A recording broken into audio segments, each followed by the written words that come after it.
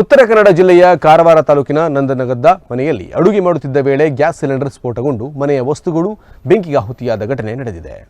ನೀಲೇಶ್ ತಾಳೇಕರ್ ಎಂಬುವವರ ಮನೆಯಲ್ಲಿ gas cylinder ಸ್ಫೋಟಗೊಂಡಿದೆ.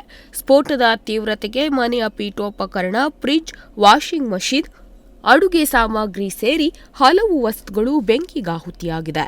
ಈ ಘಟನೆಯಲ್ಲಿ ಸುಮಾರು 8 ಲಕ್ಷಕ್ಕೂ ಅಧಿಕ ಮೌಲ್ಯದ ವಸ್ತುಗಳು ಹಾನಿಯಾಗಿವೆ.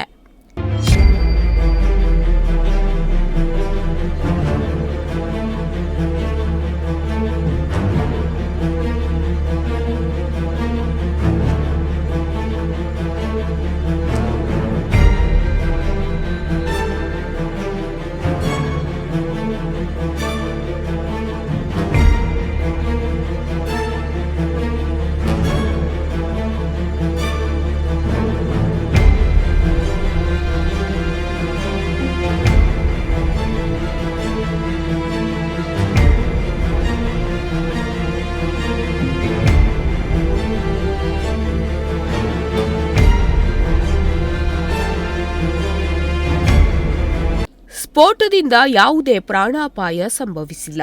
ಮನೆ ಮಾಲೀಕ ನೀಲೇಶ್ ತಾಳೇಕರ್ ಗಾಯಗೊಂಡಿದ್ದಾರೆ.